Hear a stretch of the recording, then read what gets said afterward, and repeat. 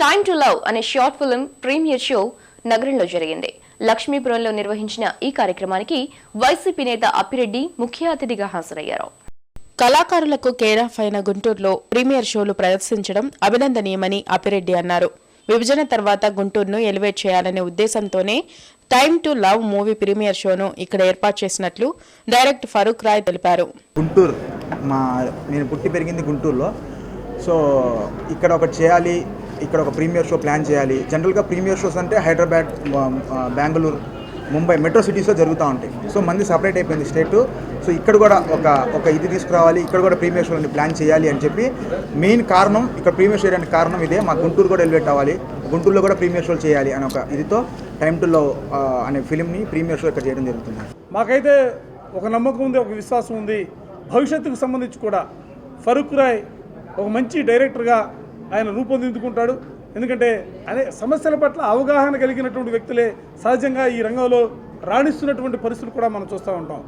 అటువంటి ఆలోచన కలిగినటువంటి వ్యక్తి.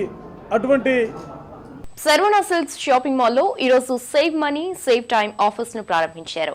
బక్రీద్, దసరా పండుగలను పురస్కరించుకుని ప్రారంభించిన ఈ ఆఫర్స్ ను జెడ్పీ చైర్పర్సన్ జానిమోన్ ప్రారంభించారు. నవ్యాంధ్ర రాజధానిలో నాణ్యమైన వస్త్రాలను పేద మధ్యతరగతి ప్రజలకు శరవణ అందించడం అభినందనీయమని ZP chairperson Janimon minority finance corporation chairman Hidayat అన్నారు. బక్రీద్, దసరా పండుగల సందర్భంగా 55 నుండి 90% డిస్కౌంట్స్ తో వివిధ వస్త్రాలను అందిస్తున్న ఆఫర్స్ బ్రోచర్ ను లాలపేట శర్వణ సిల్క్స్ షాపింగ్ మాల్లో ఆదివారం ప్రారంభించారు. అలాగే వీక్లీ లక్కీ డ్రా తీసి విజేతలైన 100 మంది కస్టమర్లకు వెండి పళ్లాలు, గిన్నెలు, పట్టు చీరలు అందించారు.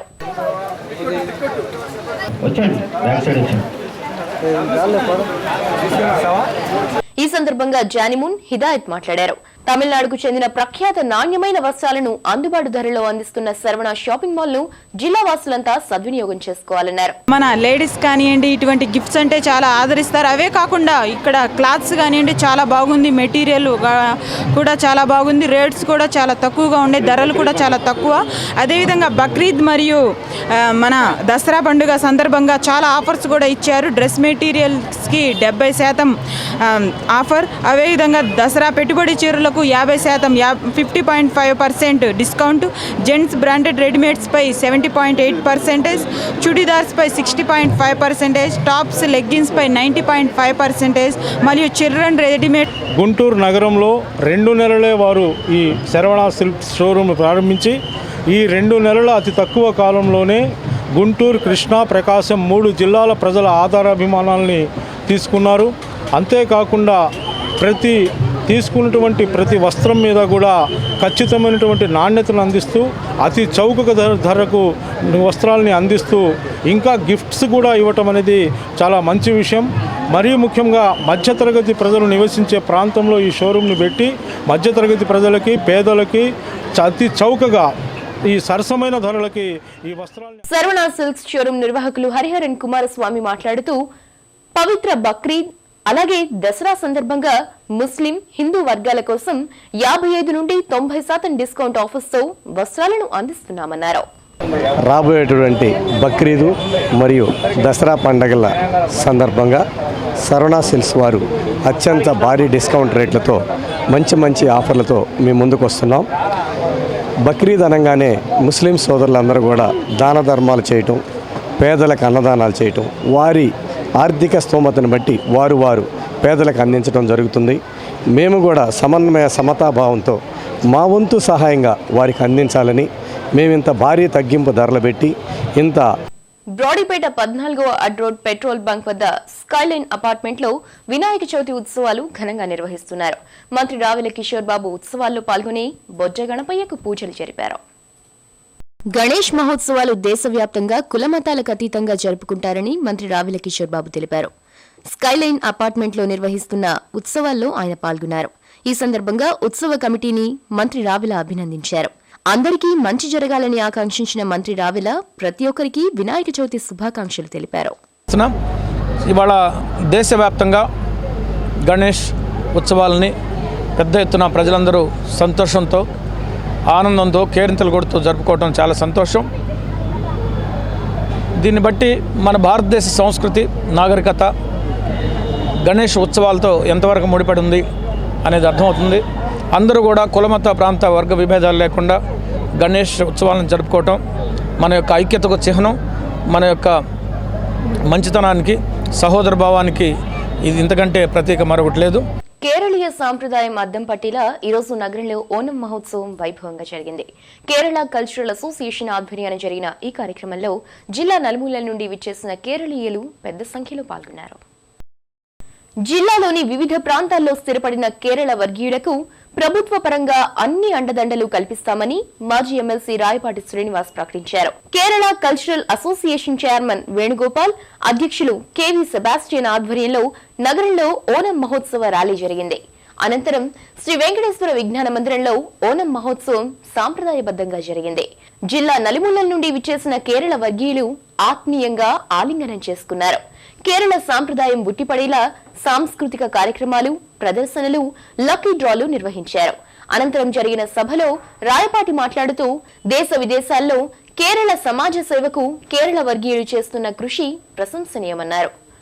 ఆంధ్ర ప్రాంతం నుంచి వేలాది లక్షలాది మంది ప్రజానీకం అక్కడికి వెళ్ళి వివిధ వృత్తుల్లో సెటిల్ అయి వ్యవసాయం దగ్గర నుంచి వ్యాపారాలు కానివ్వండి, డాక్టర్లు కానివ్వండి, సినిమా యాక్టర్లు కానివ్వండి, ఇంజనీరింగ్ అన్ని రంగాల్లో కూడా బాగా ఇదైతే మన రాష్ట్రం విధించబడి అక్కడ నుంచి ఇక్కడికి పంపిస్తే ఇక్కడికి వచ్చేసేటప్పటికి రాజధాని లేనటువంటి రాష్ట్రం, ఒక రాష్ట్రం.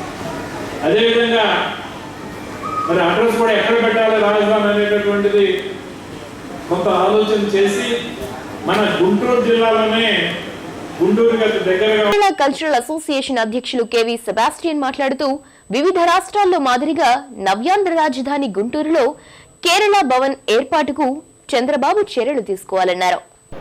మేమున్న రాష్ట్రంలో మా రాష్ట్రం వాళ్ళు ఏం చేయగలుగుతారు ఆంధ్రప్రదేశ్ కోసం అనే విషయం మీద మేము కేరళ గవర్నమెంట్తో పోరాడి శబరిమలలో మన తెలుగు ఆంధ్ర స్వామిలో దర్శనానికి వెళుతున్న వాళ్ళకి కేరళ గవర్నమెంట్ చేత 5 ఎకరాల భూమి అక్కడ శబరిమలలో ఇప్పించి వాళ్ళకి స్పెషల్గా సౌకర్యం, వసతులు ఇప్పుడు ఏర్పాటు చేస్తున్నారు. అలాగే ఇక్కడ ఆంధ్రప్రదేశ్లో దాదాపు లక్షల మంది కేరళ వాళ్ళు ఉన్నారనే విషయం మేము మా సర్వేలో తెలిసింది. సో అందరికీ వాళ్ళ వెల్ఫేర్ కోసం మేము అసోసియేషన్ మళ్ళీ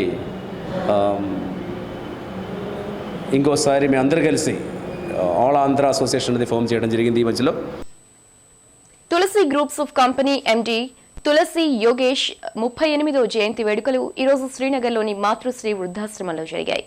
ఈ సందర్భంగా వృద్ధులకు చీరలు పంపిణీ చేశారు. కేక్ కట్ చేసి వృద్ధులతో పంచుకున్నారు. ఈ సందర్భంగా యోగేష్, ఉగ్గిరాల సీతారామయ్య మాట్లాడుతూ సమాజ సేవే లక్ష్యంగా అందరూ పయనించాలన్నారు.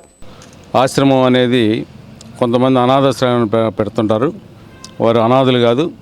ఎందుకంటే మన ఇంట్లో ఉంటే మనం 2-3 ఉంటాం. ఆశ్రమంలో వారు 30-40 మంది ఉంటారు. ఒక కుటుంబ సభ్యులుగా ఉండి మరి చాలా ఆనందంగా గడుపుతారు. స్కాలర్షిప్ పంపిణీ లేదా బ్లైండ్ స్కూల్లో బట్టల పంపిణీ, అలాగే ఈరోజు నా పుట్టినరోజు సందర్భంగా ఈరోజు ఇక్కడ కార్యక్రమం నిర్వహిస్తున్నాం. వృద్ధాశ్రమంలో నా పుట్టినరోజు సందర్భంగా ఈరోజు ఈ చీరల పంపిణీ కార్యక్రమం అనేది ఇక్కడ చేయడం జరుగుతుంది. బులెటిన్ ముగించే ముందు ముఖ్యాంశాలు మరోసారి. సంక్షేమ హాస్టల్స్ లో ఆకస్మిక తనిఖీలు జరిపిన మంత్రి రావెల. కుటుంబ సమేతంగా విద్యార్థులతో కలిసి భోజనం. సంక్షోభంలో ఉన్న హాస్టల్స్ ను రెసిడెన్షియల్ స్కూల్స్ గా మారుస్తామని వెల్లడి.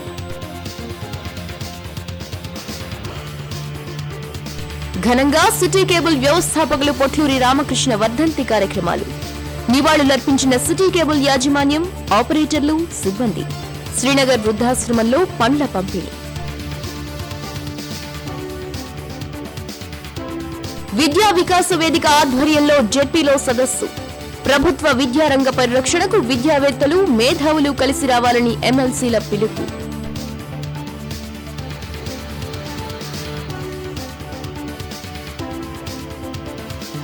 ప్రత్యేక హోదా కోసం ఈ నెల 26 నుండి జగన్ నిరాహార దీక్ష. వుల్ఫ్ హాల్ గ్రౌండ్ ను వేదికగా నిర్ణయించిన వైసీపీ నేతలు. ఇక ఈ వార్తలు ఇంతటితో సమాప్తం. నమస్కారం.